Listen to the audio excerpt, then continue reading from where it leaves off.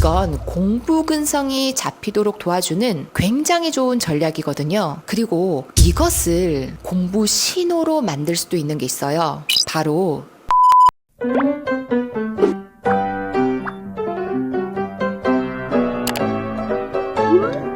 안녕하세요. 어디든 학교의 하유정입니다. 최근 공부 환경에 대해서 계속 말씀을 드리고 있는데요. 오늘은 조금 더 디테일하게 자연스럽게 공부를 유도하는 그런 공부 환경을 만드는 방법을 말씀드리도록 할게요. 혹시 미즈앙 플러스라는 말 들어보셨어요? 미즈앙 플러스는 제자리에 놓다라는 뜻의 프랑스어예요. 요리사가 주로 사용하는 말로 모든 재료와 도구가 제자리에 놓여야 제대로 된 요리를 시작할 수 있다라는 뜻이에요. 예능 프로그램에서 요리에 소질이 없거나 요리 경험이 부족한 연예인이 나와서 어설프게 요리하는 그런 모습 한번 떠올려 보세요. 볶음밥 하나 하기 위해서 기름을 딱 둘렀는데 그제서야 급히 재료를 막 찾으러 가거나 또는 양념거리를 찾아서 막 찬장을 그렇게 막 뒤지는 그런 모습, 그러다가 올려놓은 재료를 막 태우는 그런 장면, 제대로 된 요리가 나올리는 만무하겠죠. 이 어설픈 초보 요리사는 요리에 필요한 일련의 절차를 아마 떠올리지 못했을 거예요. 모든 재료와 도구를 준비해두고 요리에 필요한 절차를 머릿속으로 한번 떠올려 본다면 다음 재료나 다음 도구를 찾느라고 막 허둥대는 방해 요소는 생기지 않았을 거예요. 이 초보 요리사와 집중력이 부족한 아이의 공통점을 한번 찾아봅시다. 공부를 시작한 지 몇 분이 채 지나지 않아서 막 지우개를 찾느라, 아니면 마실 물을 막 떠오느라, 또 화장실에 막 다녀오느라, 이런 허둥대는 모습이 약간 오버랩 되는 부분이 있죠.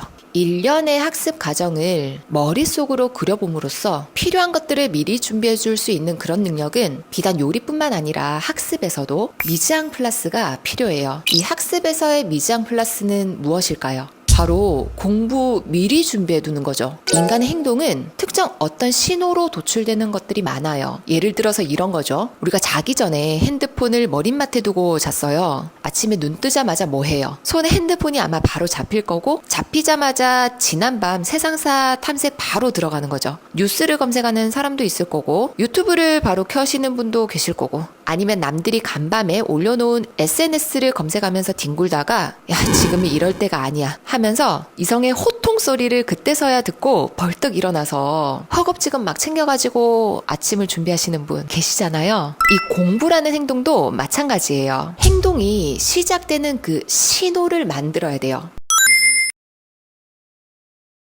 예를 들어 다음날 아침에 일어나서 해야 되는 공부가 있다면 그 전날 밤 책상 위에 펼쳐서 준비해 두는 것도 신호죠. 그래서 아침에 일어났는데 해야 할 과제가 준비된 그 책상을 본다면 자연스럽게 책상에 앉는 행동으로 이어질 가능성이 커지는 거죠. 이때 책상 위에 미리 준비해둔 그 수행 과제가 바로 신호가 되고, 이 신호로 인해 책상 앞에 앉게 되는 거예요. 이 미리 준비해둔 이 과제, 이 신호와 공부라는 행동은 하나로 묶일 수 있는 거예요. 그러면 이거 할지 말지에 대한 고민으로 갈등하는 그 시간을 줄일 수 있는데 도움을 줄 수 있어요. 인간이 처리해야 되는 다양한 사고 과정을 이 한 덩어리로 묶는 것을 청킹이라고 하거든요. 예를 들면 조선왕조 계보를 태정태세 문단세 광인효연 숙경영 이렇게 7개씩 묶어가지고 굉장히 효율적으로 기억하는 인지 기능이에요. 이 청킹은 기억뿐만 아니라 우리의 삶을 좀 단순하게 만드는 그런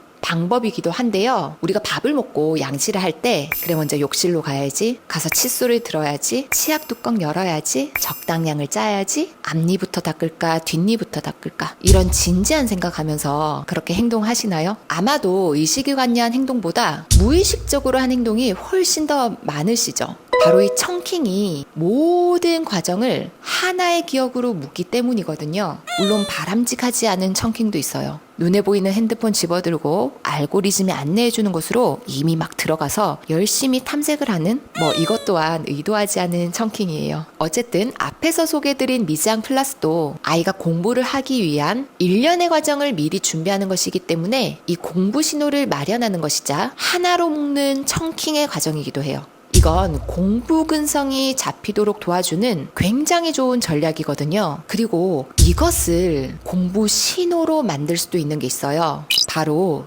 음악이에요.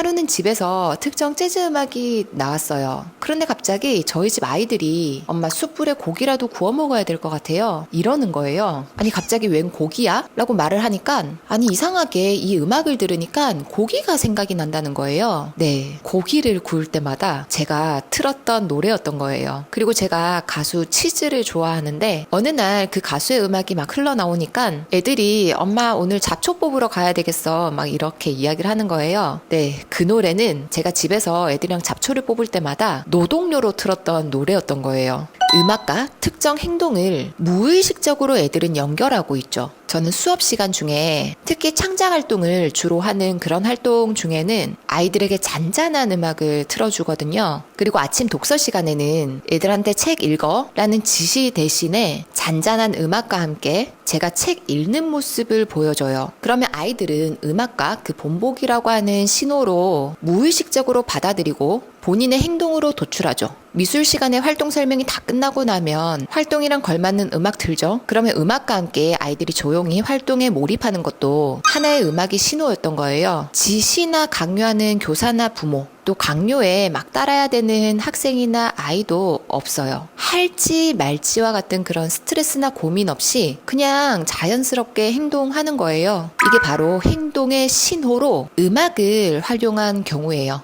음악과 음식, 음악과 독서 이 사이에 큰 관련성 없죠. 하지만 관련성이 없어 보이는 이 신호가 특정 행동이라고 하는 그 결과를 가져올 수도 있어요. 가정에서도 충분히 활용 가능하죠. 공부 시간, 식사 시간, 잠자리 준비 시간, 활동 특색에 맞는 음악 골라보셔도 좋을 것 같아요. 음악이 행동의 신호가 될 수도 있으니까요. 대신 공부 신호로 음악을 선택했다면 아이가 공부를 시작한 뒤에는 음악의 볼륨을 서서히 낮춰서 이미 공부에 몰입한 아이에게 방해가 되지 않도록 하시고요. 그럼 저는 다음 영상에서 다시 찾아뵙도록 할게요. 안녕!